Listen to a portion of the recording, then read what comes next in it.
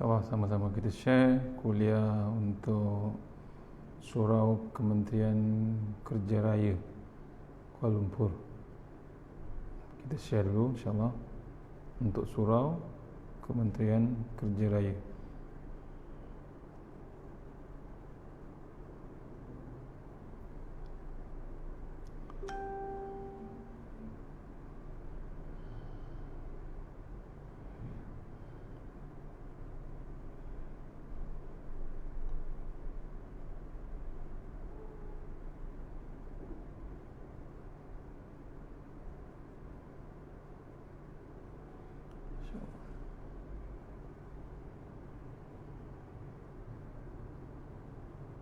InsyaAllah sebentar share ke KKR, Surau Kementerian Kerja Raya, insyaAllah. Mohon share insyaAllah.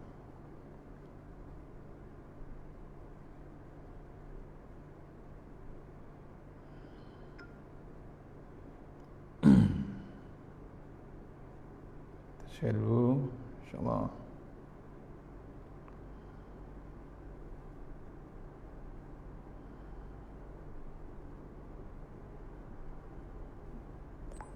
Okay, kita share ke KKR.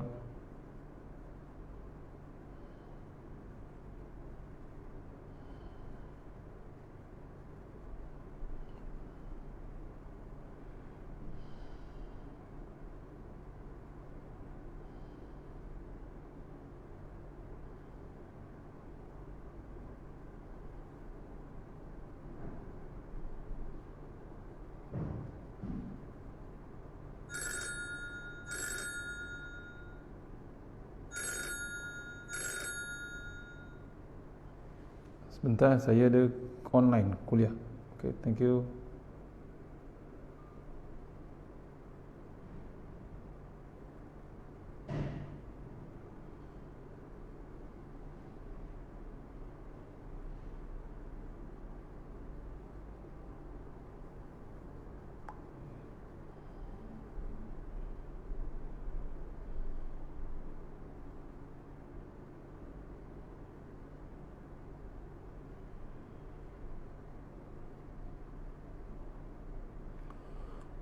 Mohon share insyaAllah.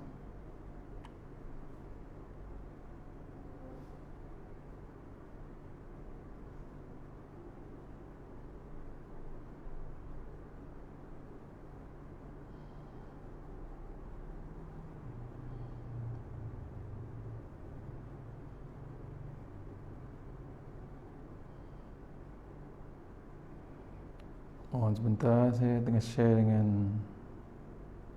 KKR, tak dapat line lagi.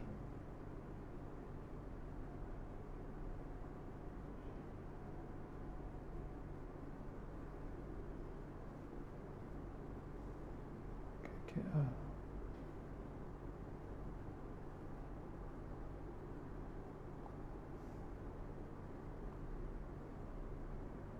Okey.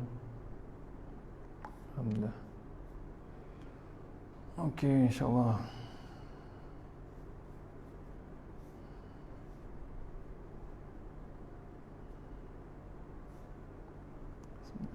Status. Okey, insyaAllah. Assalamualaikum warahmatullahi wabarakatuh. Alhamdulillah alamin, wassalatu wassalamu ala sayyidina Muhammadin wa ala alihi washabbihi ajma'in. A'udzubillahi minan nar min syarril kufar min ghadabil jabbar wal izzati lillahi war rasulin. Allahumma aghnina bihalalin haramin wa bismika wa ma ya daim ya hayyu ya fardu ya wid ya ahad ya samad. Allahumma shalli ala Muhammad wa ala ali Muhammad. Bismillahirrahmanirrahim. Bismillah ma sya'allah la yasughu ya Allah. Bismillah ma sya'allah la yasrifu ya Allah. Bismillah ma sya'allah man kana min ni'matin fa min Allah. Bismillah ma sya'allah la ya'ti bil hasanati illa Allah. Bismillah ma sya'allah la hawla wa la quwwata illa billahil aliyyil azim. Allahumma nas'aluka bi barakati syarifa antahmal dunya. Amin ya rabbal alamin. InsyaAllah Rabbi shrah li sadri wa yassir li amri wa hlul lisani yafqahu qawli. Fa ya ibadallah ittaqullah usikum iya yattaqullah faqad fazal muttaqun. Allah Ta'ala inna hikmataka wa ansur alaina min hazaika ya arhamar rahimin. Allahumma nas'aluka bi barakati syarifah antumul alamin. Amin ya rabbal alamin insyaallah. Alhamdulillah, jumpa lagi untuk pengisian zuhur yang biasa di Kementerian Kerja Raya Kuala Lumpur, Surau KKR. Kementerian Kerja Raya Kuala Lumpur. Kita online ya. Bulan ni masih lagi online. Kedua-duanya tempat ada PKPB lagi. Kita teruskan ilmu, sambung Ustaz teruskan yang campur dengan kitab insya-Allah. Kitab Tanbihul Ghafilin, dan juga yang Ustaz nak teruskan ayat Al-Baqarah ayat 233. Sambungan semalam insya-Allah kita tengok. Auzubillahi minasyaitonirrajim, iaitu kewajipan ayah dan ibu yang sudah bercerai terhadap si anak. Ya. Kewajipan ayah dan ibu yang sudah bercerai terhadap si anak. Ayat 233. Tapi tak dituliskan ayat ni. Kita baca maksud dia terus. A'udzubillahi minasyaitonirrajim. Kita mula dengan surah Al-Fatihah. A'udzubillahi minasyaitonirrajim. Bismillahirrahmanirrahim. Iyyaka na'budu wa iyyaka nasta'in.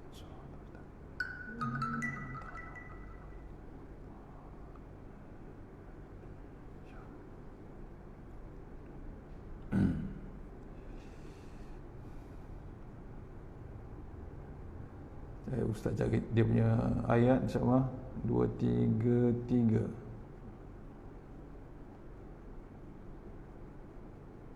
Okey, insya-Allah. Okey. 31 232 233. Insya-Allah. Maksudnya, dan ibu-ibu hendaklah menyusui anaknya selama 2 tahun penuh bagi yang ingin menyusui secara sempurna. Kewajipan ayah menanggung nafkah dan pakaian mereka dengan cara sepatutnya. Cara yang sepatutnya. Sesuai seseorang itu tidak membebani lebih daripada kesanggupannya. Janganlah seorang ibu menderita kerana anaknya, dan jangan pula seorang ayah menderita kerana anaknya. Ahli waris pun berkewajipan seperti itu juga. Apabila kedua-duanya ingin menghentikan penyusuan dengan persetujuan dan bermusyawarat antara kedua-duanya, maka tiada dosa atas keduanya.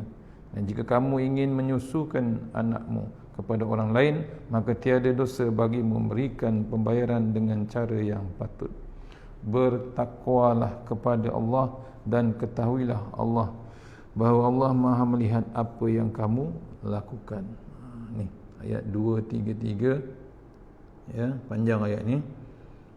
Menceritakan kewajipan ayah dan ibu yang sudah bercerai terhadap anak.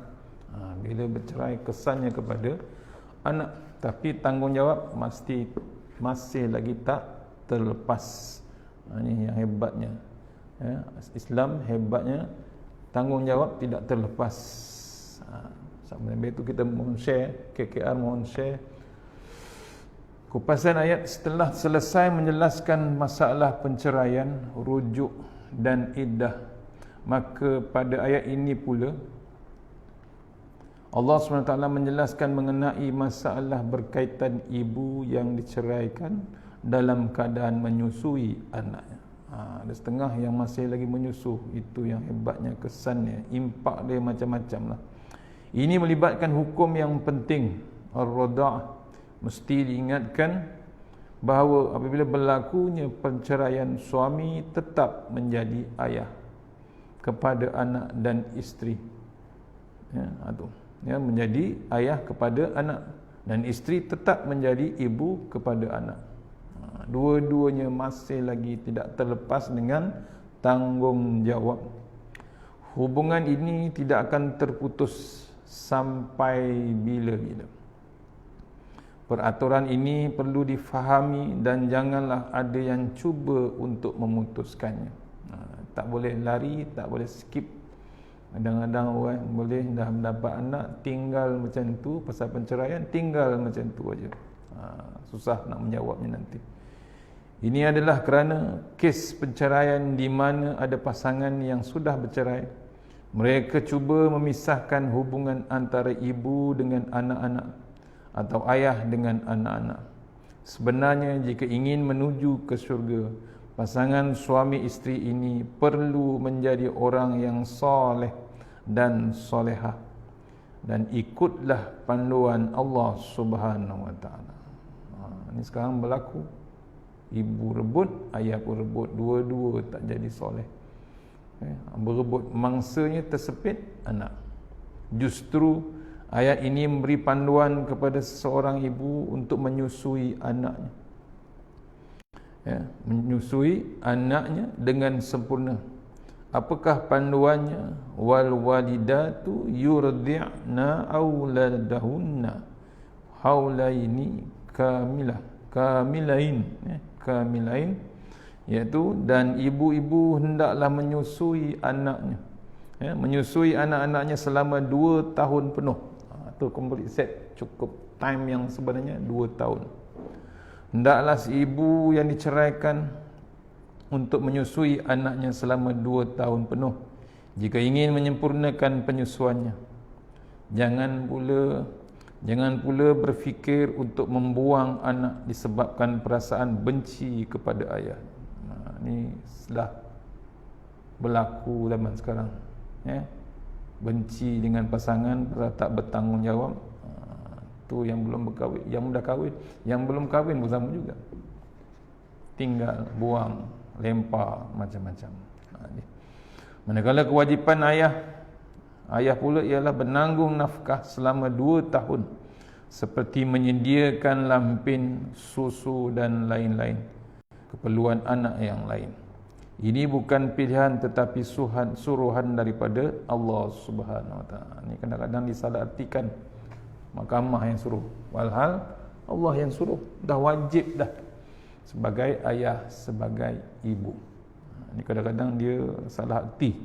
Kerana yang keluarga ni yang suruh, keluarga yang itu suruh. Silap besar sebenarnya. Maksudnya yang diperintah ni adalah perintah Allah Ta'ala, undang-undang Allah Subhanahu Wa Ta'ala. Janganlah menjadikan seorang ibu itu susah dalam hal penyusuan anaknya, terutamanya bagi suami yang lari daripada tanggungjawab. Manakala si ibu pula janganlah menyusahkan si ayah. Jangan melampau-lampau, yakni minta lebih daripada yang biasa dalam urusan rezeki, yakni nafkah ini. Ibu pun sama, ayah pun sama. Yang ayah jangan lepas tanggungjawab, jangan lari daripada, skip terus, hilang. Hilang 20 tahun, 30 tahun. Dah besar anak, dah baru nak cari jumpa. Allah Akbar. Kemudian si ibu pula jangan menyusahkan ayah pula, iaitu meminta yang melampau-lampau dalam urusan rezeki ataupun nafkah sehingga memudaratkan si ayah. Kalau tidak ada persetujuan antara keduanya, maka mahkamah akan membuat keputusan yang sesuai dan adil untuk kedua pihak. Ahli keluarga juga perlu mengambil berat tentang perkara ini. Misalnya membantu isteri yang ingin berhubung dengan bekas suaminya. Manakala jika bekas suami wanita itu telah meninggal dunia dan meninggalkan anak, maka hak penjagaan anak dan wanita itu akan jatuh kepada waris. Justru waris yang bertanggungjawab harus menjaga isteri dan anak itu dengan memastikan keperluan mereka dapat disediakan semampunya. Tu nampak, diulang balik. Ahli keluarga juga perlu mengambil berat tentang perkara ini. Misalnya membantu isteri yang ingin berhubung dengan bekas suami. Kadang-kadang dah kena blok, tak boleh jumpa antara suami isteri. Pasal apa? Pasal dah bercerai, tidak dibenarkan berjumpa lagi. Ni kesilapan yang dilakukan. Manakala jika bekas suami wanita itu telah meninggal dunia, maka hak penjagaan anak dan wanita itu automatik akan jatuh kepada waris. Justru waris yang bertanggungjawab harus menjaga isteri dan anak tersebut dengan memastikan keperluan mereka dapat disediakan semampunya. Waris pun bertanggungjawab bila suami itu mati, bekas suami. Apabila kedua-duanya ingin menghentikan penyusuan dengan persetujuan dan bermesyuarat antara kedua-duanya, maka tiada dosa atas keduanya. Sekiranya si ibu tidak mahu lagi menyusukan anak walaupun belum mencapai umur 2 tahun atas alasan bekerja dan sebagainya, maka perbincangan harus dilakukan bersama dengan bekas suami. Jika si ibu mahu menyuruh orang lain menyusukan anaknya, yakni mencari ibu susuan, maka hal ini juga harus diperbincangkan bersama dengan bekas suami. Manakala bayaran kepada orang yang menyusukan anak itu ditanggung oleh bekas suami. Kepada si ibu dan si ayah, bertakwalah kepada Allah Subhanahu wa taala. Tanpa takwa, kita akan melakukan bermacam-macam perkara yang merosakkan. Allah Subhanahu wa taala melihat apa yang kita lakukan.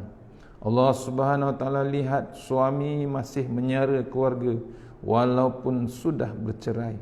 Allah Subhanahu wa taala juga melihat betapa tidak sia-sianya pengorbanan seorang ibu kepada anaknya.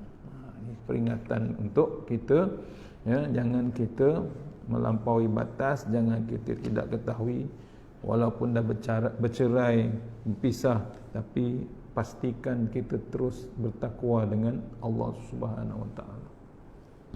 Kebiasaannya seorang wanita yang diceraikan akan dipandang rendah umpama adanya kekurangan. Tetapi sebenarnya di sisi Allah Subhanahu wa taala mereka sama saja dan tidak ada bezanya dengan yang lain. Cerai dianggap sebagai perbuatan keji, tetapi ia diizinkan. Dah tak persalahan, dah cukup masa, dah tak boleh buat apa, memang bercerai hukumnya. Walaupun isu cerai ini tidak disenangi, tetapi ia bukanlah perkara mungkar. Adalah lebih baik berpisah daripada bersama jika wujudnya kezaliman dan memberi tekanan dalam hidup. Itu baru dipanggil boleh cerai. Pasal apa? Memudaratkan kedua-dua pihak. Jika rumah tangga masih boleh diselamatkan, maka berusahalah ke arah itu.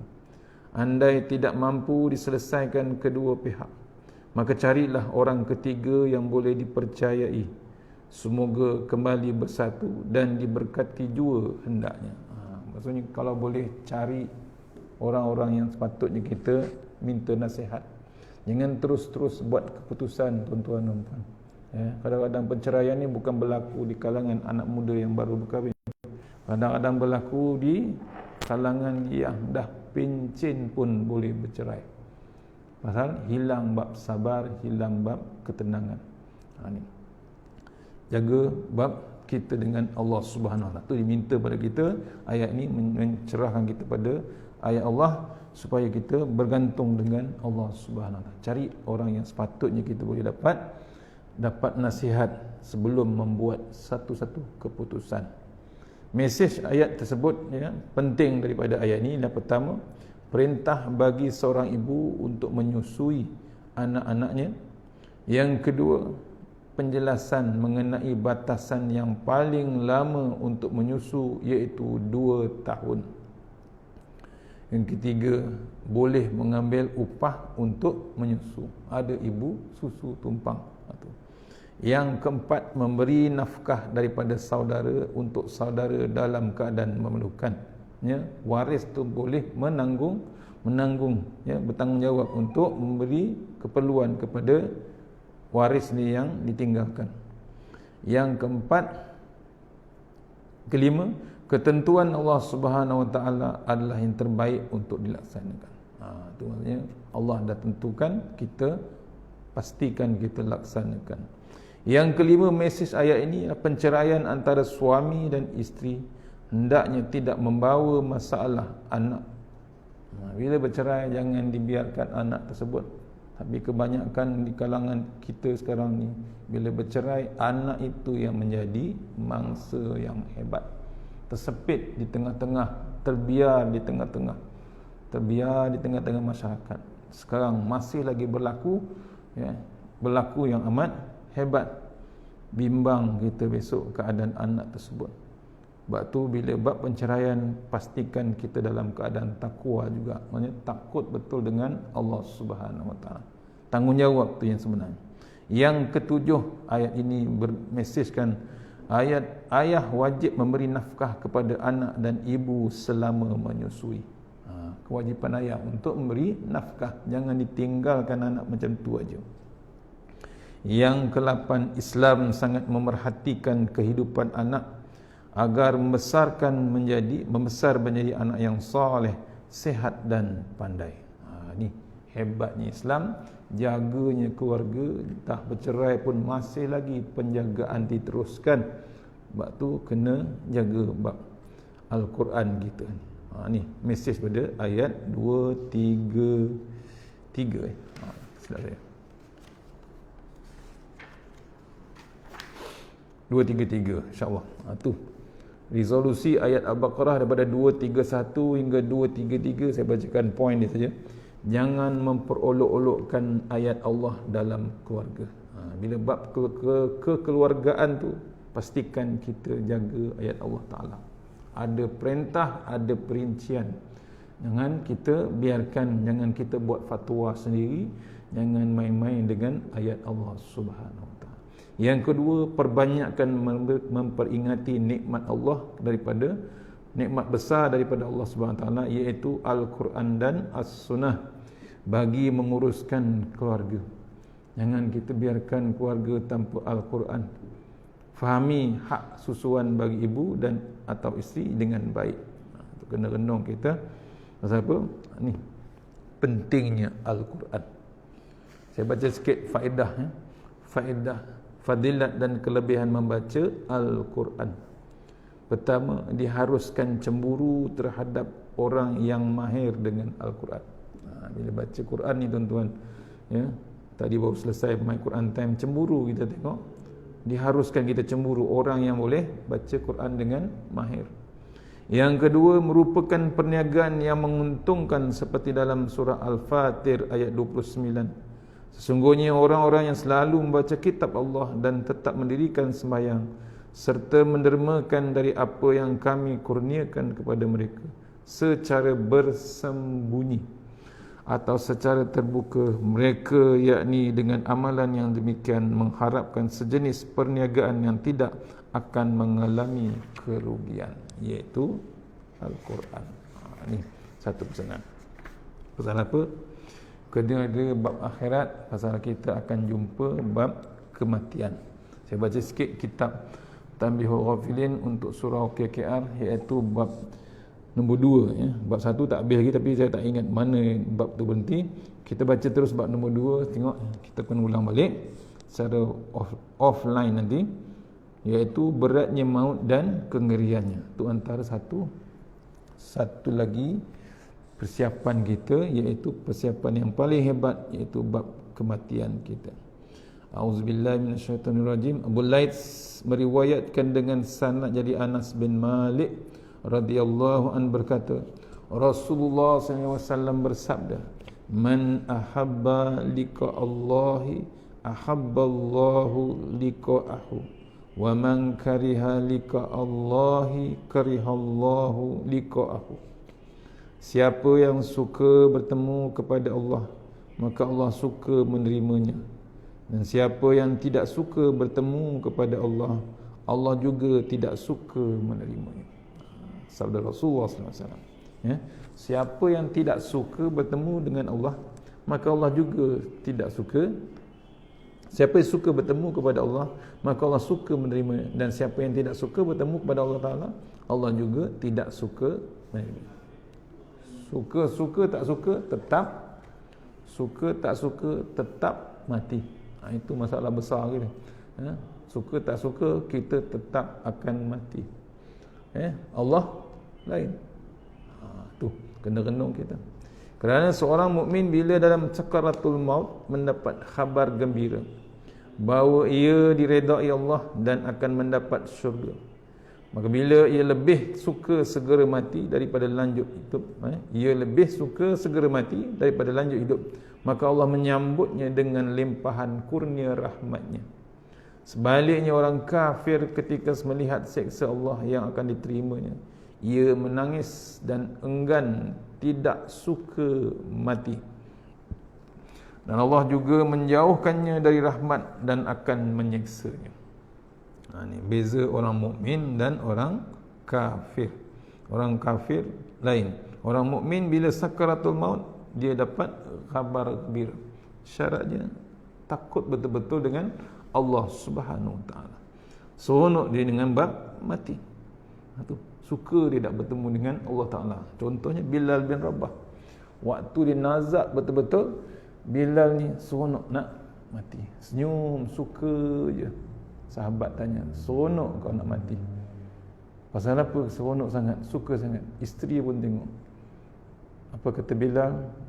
Aku suka bab nak mati ni. Yang pertama, tak lama lagi dia akan bertemu dengan Rasulullah SAW.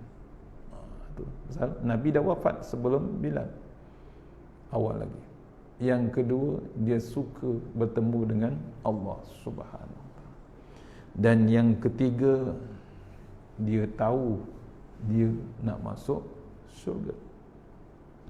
Pasal apa dia tahu dia masuk syurga? Pasal apa dia tahu dia ahli syurga? Nabi dah endorse dia. Nabi dengar tapak Bilal bin Rabah di dalam syurga. Nabi dah mimpi dah. Mimpi Nabi benar, tuan-tuan. Sukanya Bilal nak mati. Tu kena renung kita. Kalau kita macam mana? Memang paling hebat sekali hidup yang di satu lagi, yang dipanggil hidup sesudah mati. Sufyan As-Sauri berkata, hadis ini tidak bererti bahawa kesukaan mereka untuk bertemu kepada Allah itu yang menyebabkan Allah kasih kepada mereka. Bahkan bererti kesukaan mereka untuk bertemu kepada Allah kerana Allah kasih kepada mereka. Sebagaimana ayat yang bermaksud Allah kasih kepada mereka, maka mereka cinta kepada Allah. Al-Ma'idah ayat 54. Juga di dalam hadis, iza ahabballahu abdan saghalahu bih. Jika Allah kasih kepada seorang hamba, maka disibukkan dengan zikir dan selalu ingat kepadanya. Tanda-tanda bila orang tu suka dengan Allah Ta'ala, menyebabkan Allah kasih kepada mereka. Allah sibukkan dia dengan zikir. Antara zikir macam-macam ada. Quran yang kita baca tu pun sebagai zikrullah. Suka dengan majlis Quran, majlis ilmu. Suka dengan pembacaan Quran. Suka dengan tadabbur Quran. Ketika Rasulullah menyatakan bahawa siapa yang tidak suka bertemu kepada Allah, maka Allah juga tidak suka kepadanya. Sahabat berkata, ya Rasulullah, kita semua tidak suka mati. Jawab Nabi SAW, bukan itu, tetapi seorang mukmin bila akan mati, datang malaikat yang membawa khabar gembira kepadanya, apa yang dijanjikan Allah kepadanya, sehingga ia suka dan senang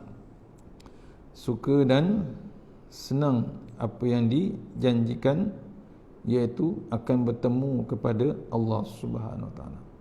Sebaliknya, orang kafir jika akan mati, datang malaikat yang mengancamnya dengan seksa Allah yang akan dihadapinya, sehingga ia tidak suka bertemu kepada Allah. Allah, tuan, tu kena renung kita, kena renung bab yang tak disukai oleh orang kafir, bimbang dia dengan ancaman Allah Subhanahu Wa Taala.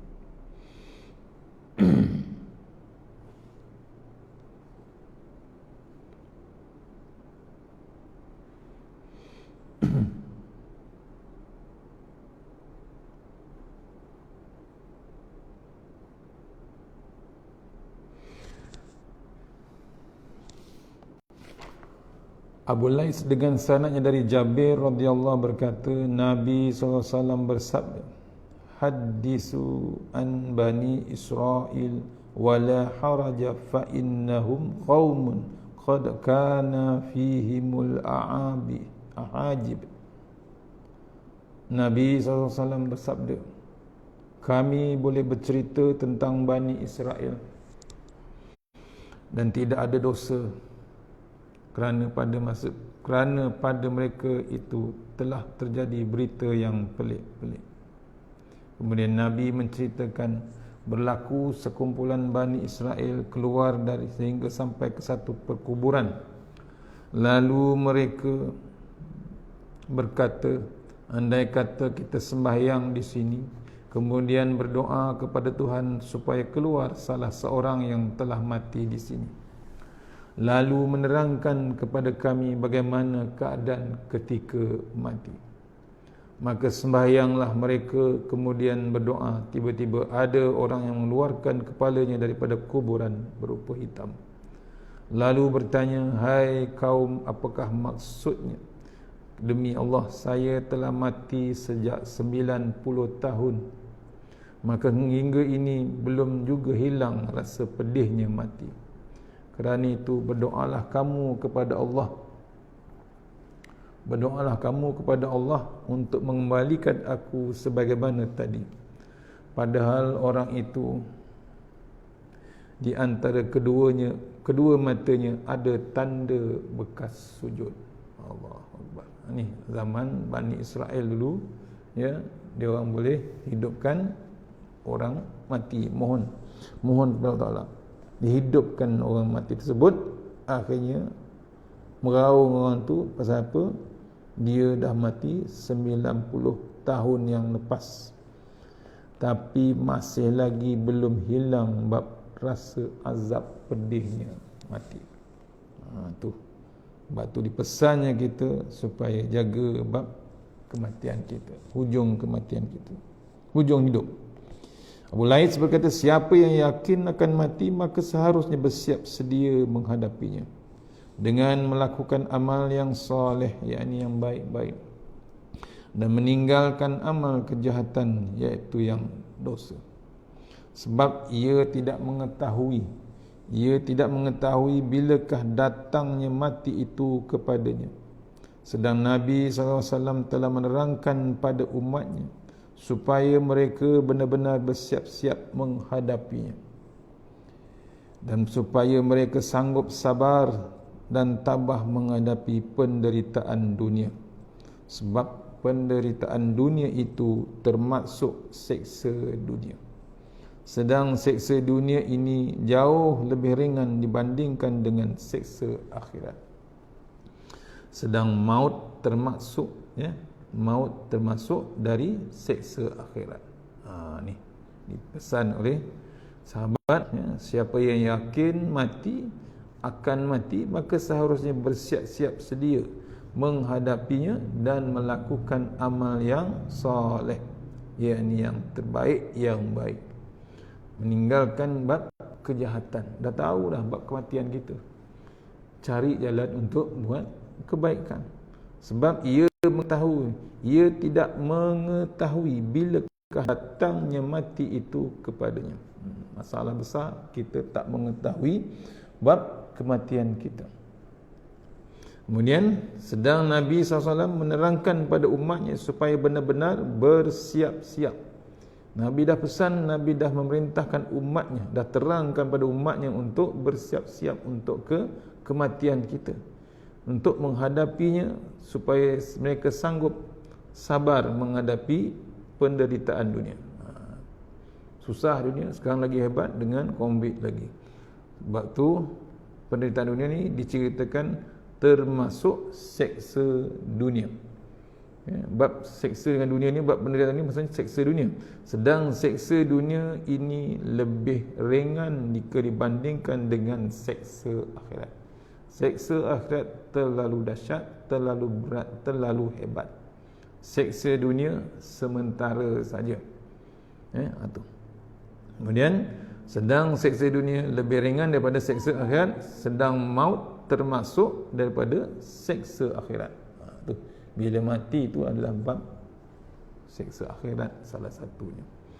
Abdullah bin Miswar al-Hashimi berkata, telah datang seorang kepada Nabi SAW dan berkata, saya datang kepadamu supaya engkau ajarkan aku ilmu-ilmu yang pelik. Ditanya oleh Rasulullah SAW, engkau telah berbuat apa terhadap asas ilmu? Ia bertanya, apakah asas ilmu? Nabi SAW bertanya, apakah engkau mengenal Tuhan Azza wa Jalla? Jawabnya, ya. Maka apakah yang telah engkau kerjakan pada hak Allah Subhanahu wa taala? Jawabnya, apa yang dikehendaki oleh Allah. Lalu ditanya, apakah engkau mengetahui apakah maut? Jawabnya, ya. Maka apakah persiapanmu untuk menghadapinya? Jawabnya, Masya Allah, yakni apa yang dapat dikerjakan. Nabi SAW bersabda, laksanakanlah itu sebenar-benarnya, kemudian kamu kembali untuk saya ajarkan kepadamu ilmu yang ganjil-ganjil. Kemudian setelah beberapa tahun dia datang kembali, maka Nabi SAW bersabda kepadanya, letakkan tanganmu di dadamu dan di hatimu, maka apa yang kau tidak suka untuk dirimu, jangan kau lakukan terhadap saudaramu sesama Muslim. Tu dia ajarnya. Dan yang kau suka dengan dirimu, lakukanlah sedemikian terhadap saudaramu sesama Muslim. Dan ini tidak termasuk daripada ilmu yang pelik-pelik. Tu antara ilmu yang diajar oleh Rasulullah SAW. Maka Nabi SAW menjelaskan bahawa persiapan untuk maut itu termasuk asas dari ilmu. Kerana itu harus diutamakan sebelum lain-lainnya.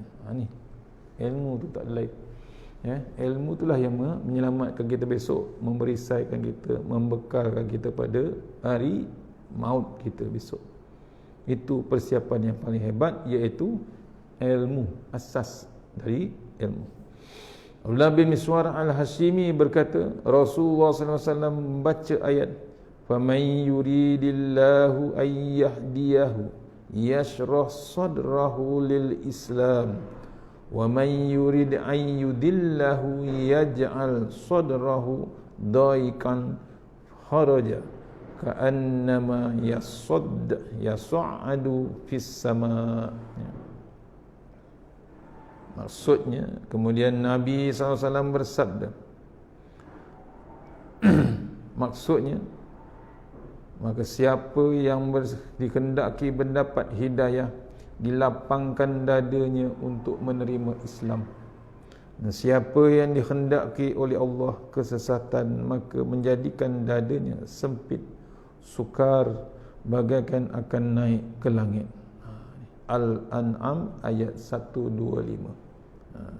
Maksudnya, Nabi memberitahu, siapa yang dikehendaki Allah dapat hidayah, dilapangkan dadanya untuk menerima Islam. Sayang dia dengan Islam. Dia tak sakit hati pun ada My Quran Time. Ditunggunya My Quran Time. Ya. Saya teringat Ustaz Fazrul kata apa? Dijalankan survey semalam dengan hari ini untuk menanya kepada publik sama ada nak teruskan ataupun nak rehat ataupun nak berhenti sebentar untuk nak berhentikan My Quran Time. Hampir keseluruhan, alhamdulillah, semuanya nak terus, tak ada rehat untuk My Quran Time. Allah, maksudnya Allah bagi hidayah ke semua kita ni yang seronok dengan ayat-ayat Allah Subhanahu. Tu tanda-tandanya orang diberi hidayah, dilapangkan dadanya untuk menerima Islam. Tak kira apa benda yang Islam buat. Maksudnya dengan Quran tu lagi hebat. Allah bagi hidayah. Dan siapa yang dikehendaki Allah Ta'ala kesesatan, maka menjadikan dadanya sempit. Dia tak boleh terima, apalagi bab Quran. Kemudian Nabi SAW bersabda, nur Islam jika masuk ke dalam hati, maka lapangkanlah dada. Lapanglah dada itu. Lalu ditanya, apakah yang ada tandanya? Jawabnya, ya. Menjual dari tempat-tempat tipuan dan cenderung kepada tempat yang kekal, dan bersiap-siap menghadapi sebelum datangnya maut. Tu. Ini kalau dia meniaga, dia lalu keluar daripada bab yang menipu. Sekarang banyak bab tipu meniaga, termasuk yang kita makan, iaitu daging contohnya. Kalau boleh elaklah, cari tempat yang sebenar-benarnya yang kita boleh beli. Kita dah ada produk halal, produk yang orang Islam buat. Kenapa kita nak cari benda-benda yang haram, bimbang jadi darah daging kita. Ja'far, kemudian dia menghadapi maut tu bersiap-siap. Dia siap-siap dengan bab kematian dia. Batu antara di pesanan Tuan Guru, nak tidur tu kita bersiap-siap. Nak tidur, sebab bimbang kematian itu dalam tidur kita. Orang tengah tidur boleh mati. Tengah-tengah lelap boleh mati. Tak celik lagi. Sebab tu sebelum tidur, pastikan kita dengan Quran, pasti kita dengan wuduk, pastikan kita selesai solat sunat taubat. Janganlah kita terus tidur saja. Tak ada bimbang dengan bab kematian kita. Tu orang yang bersiap-siap dengan bab kematian. Dipesan Tuan Guru berzikir nak tidur, mohon ampun, solat sunat taubat, baca Al-Quran, zikrullah, Al-Mulk, surah Sajadah, surah Yasin, surah Kahfi. Banyak lagi yang boleh kita teruskan. Ja'far bin Barkan dari Maimun bin Mahran berkata, Nabi SAW ketika menasihati, seorang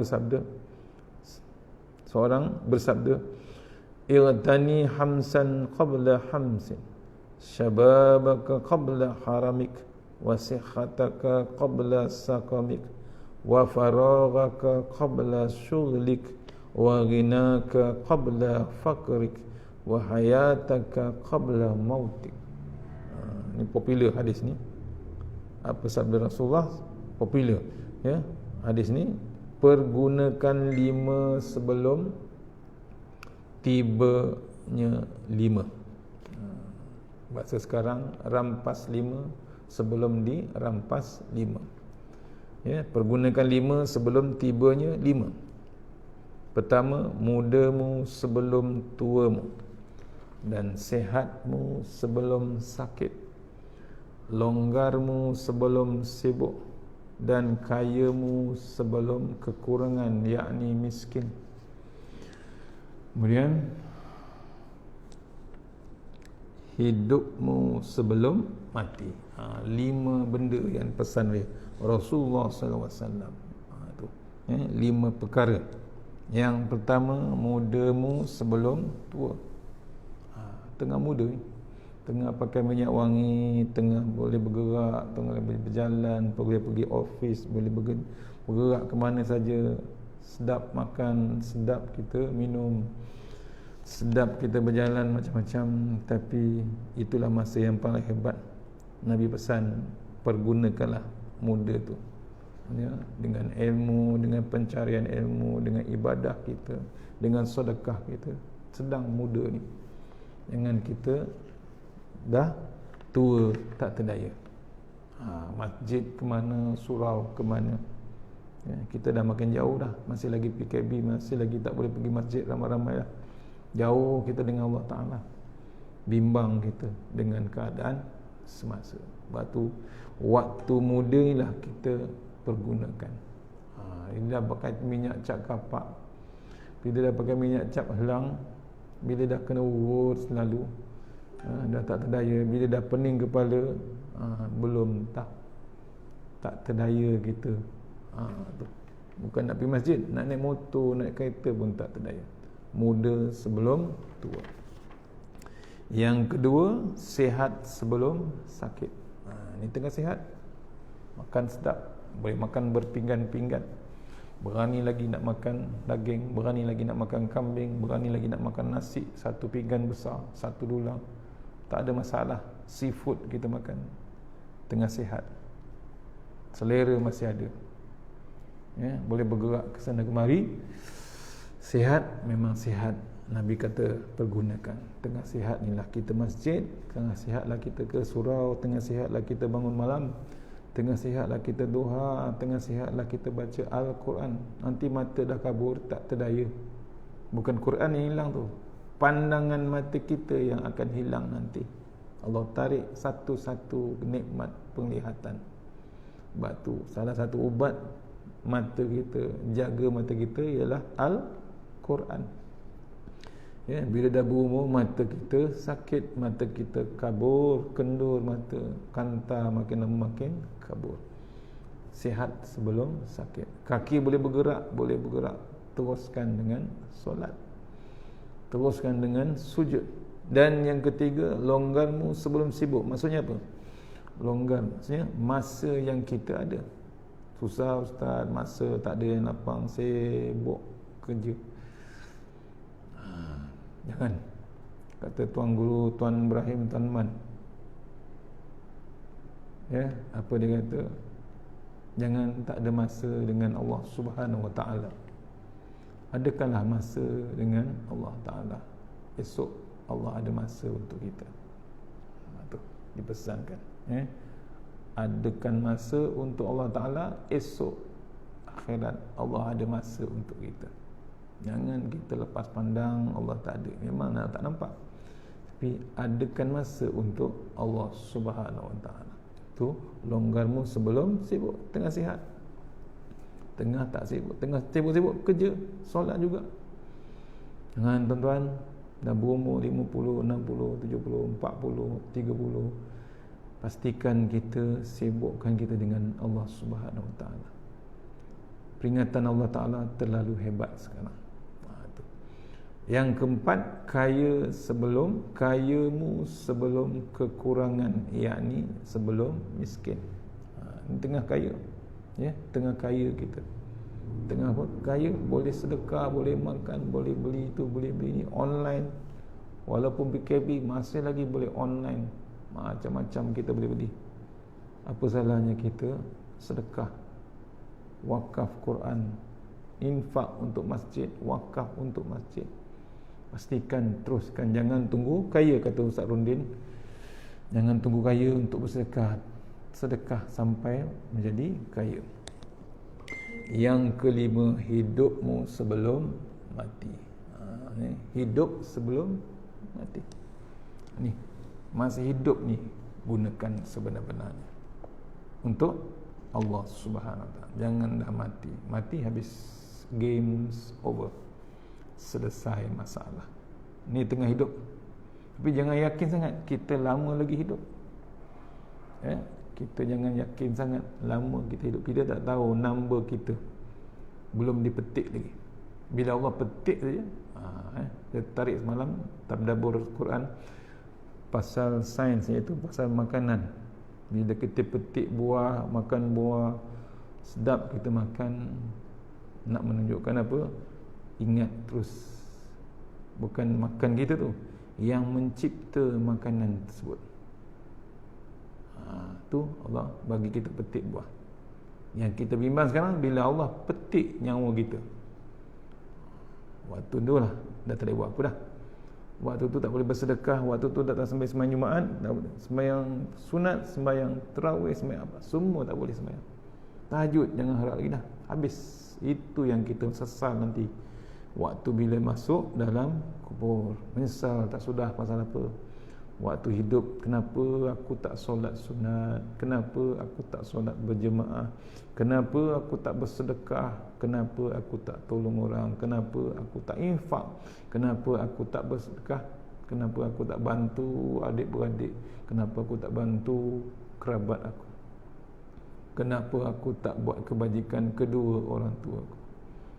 Waktu tu dah ada di dalam kubur, hidup habis dah. Kena-kena kita.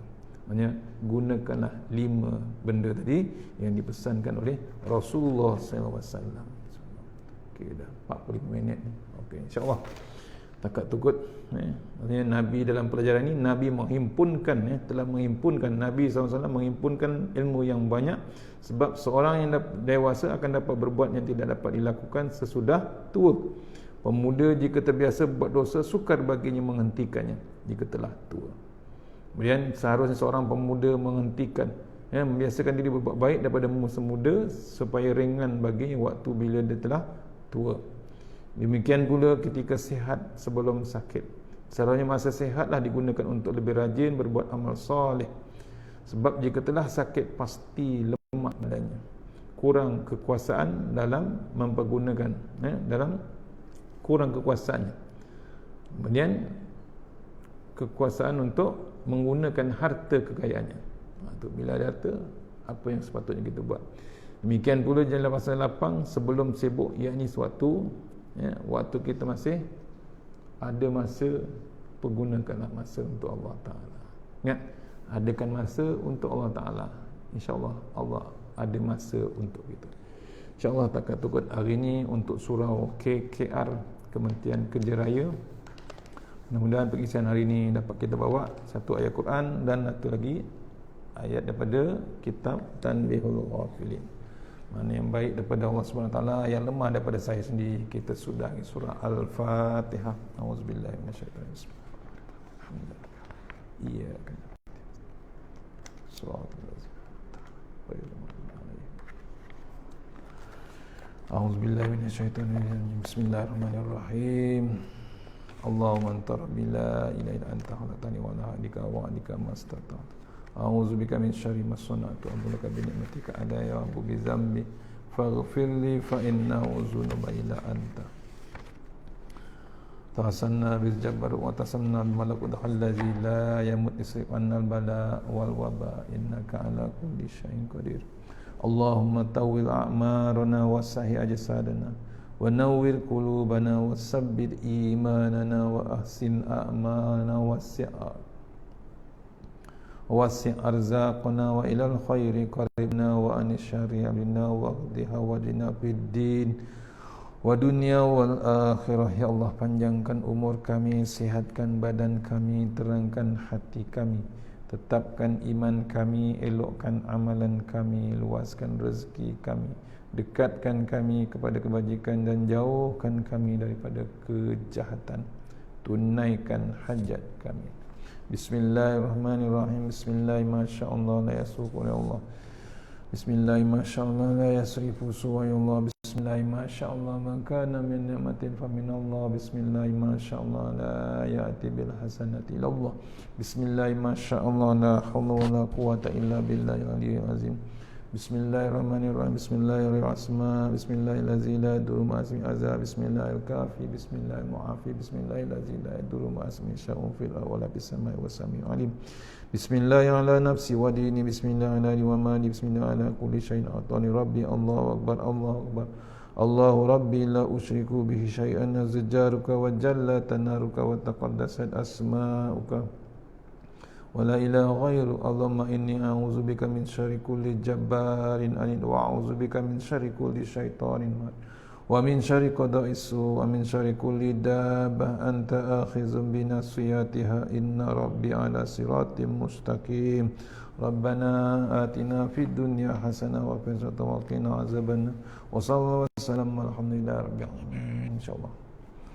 Terima kasih pada surau KKR beri ruang pada saya teruskan online. Mudah-mudahan kita jumpa secara offline bulan depan insyaallah. Memohon sama-sama doa insyaallah.